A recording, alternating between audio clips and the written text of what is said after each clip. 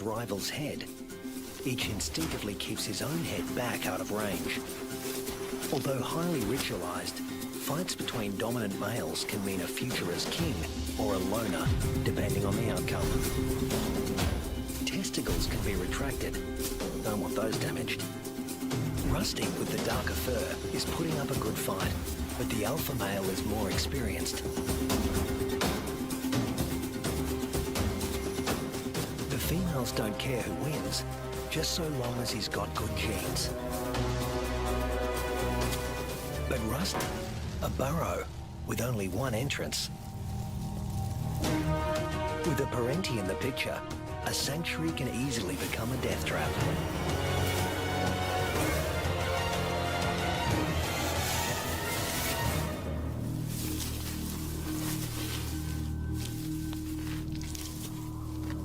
The body of one fearsome reptile disappears into the body of another.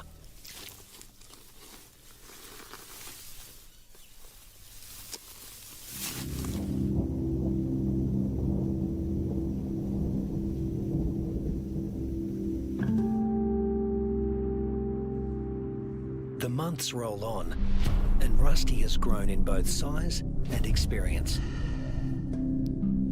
He weighs 150 pounds now and has dozens of sparring matches under his belt. Today, he finds himself with a mob he's met before.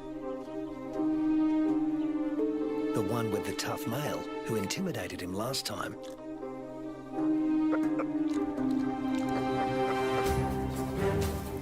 But that was 5 years ago, and Rusty's not running away this time. Each tries to attack his rival's head. Each instinctively keeps his own head back out of range. Although highly ritualized, fights between dominant males can mean a future as king or a loner, depending on the outcome. Testicles can be retracted. Don't want those damaged. Rusty, with the darker fur, is putting up a good fight, but the alpha male is more experienced. The females don't care who wins, just so long as he's got good genes. But Rusty is younger than his opponent and in top fighting form.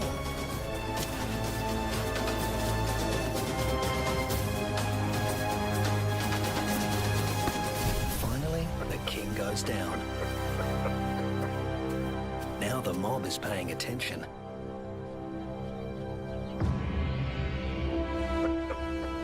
Rusty's the top male now, and to the victor go the spoils.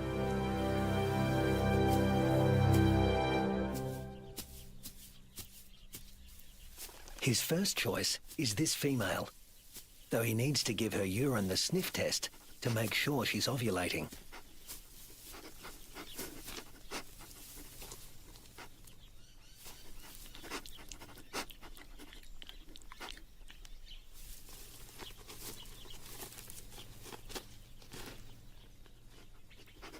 She's ready. But Rusty has only a brief window of opportunity. She may only be receptive for a matter of hours. Better get to it. Mating doesn't take long, or wouldn't if there were only one female to consider. But Rusty's got miles to go before he sleeps. He's King Kangaroo now, and in addition to regular mating duties, he'll have to fend off other young roos who'd like to knock him off his throne, just as he did his predecessor. But that's not all Rusty has to worry about. The temperature is soaring, and the land is drying out. Evaporation is sucking the life out of everything, flora and fauna alike. You can never tell when the weather will change, only that it will. And that's the origin of some of the red kangaroo's most amazing adaptations. They're masters of heat regulation.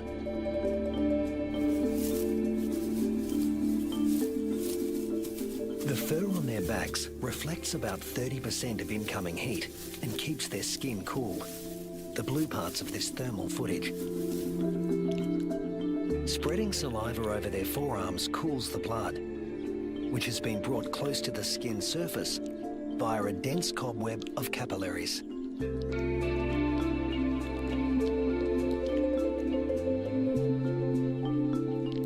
With temperatures simmering above 100 degrees for over a week, a third of the males have already become infertile. If these temperatures were to continue for 3 more months, the number would more than double. Reds defend their sperm by licking their scrotums to keep them cool. And in contrast to their battle strategy of retracting the scrotum, males let their testicles hang way down below their overheated trunks, keeping them about 7 degrees cooler than at their cores. The sand, even a few inches down, is cooler than at the surface. Red kangaroos dig until they reach cooler soil, and then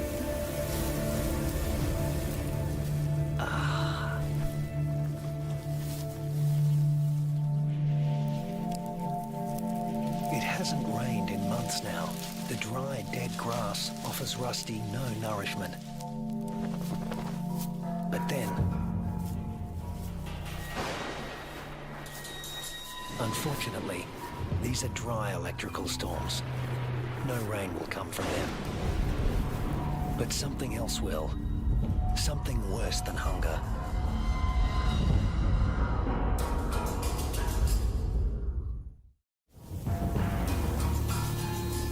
Lightning has ignited the dry grass of the outback. The kangaroos can easily outrun a grass fire. Almost 10% of arid Australia can burn like this in a single year. In a matter of hours, the fire consumes what little forage there is. Rusty has to move on. But there's really nowhere to go. Not this time. Parts of desert Australia are in the grip of a once-in-a-century drought, while heat waves smash temperature records.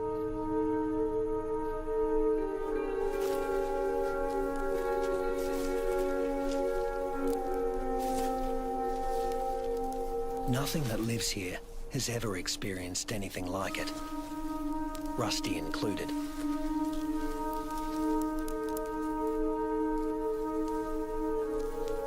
Some are suffering from severe malnutrition and dehydration. But if anyone can survive this, it's a red kangaroo. Human bodies are about 60% water. Rusty's is over 70%. Even in a heat wave like this, he can survive levels of dehydration that would kill most humans.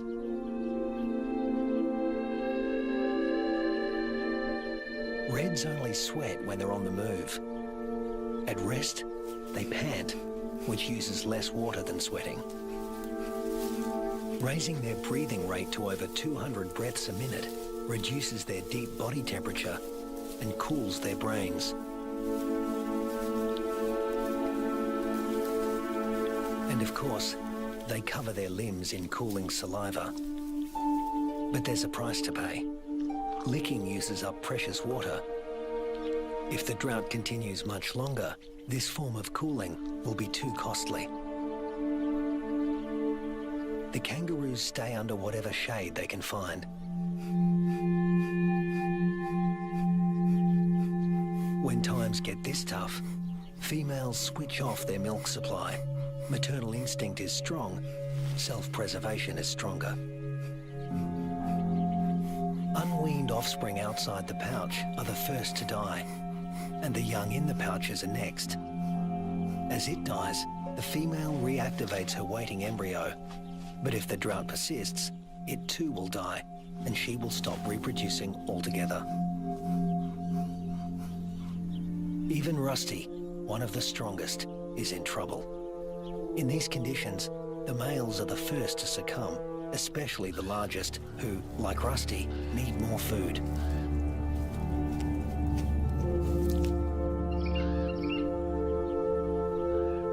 The demise of the red kangaroos is the wedge-tailed eagle's bounty.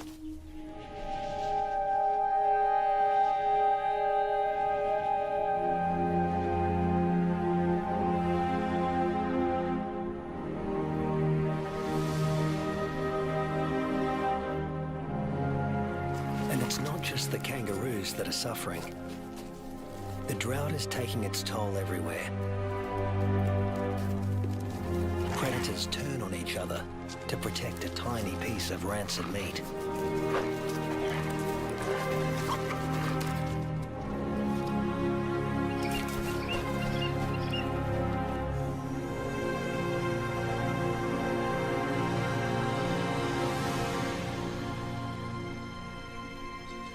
This is the last remaining waterhole.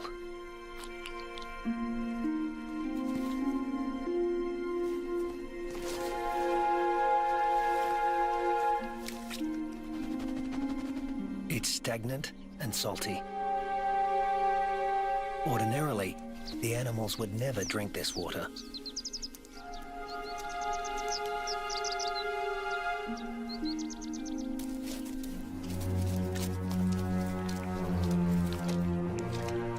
But desperation drives them. The drought makes for uneasy bedfellows.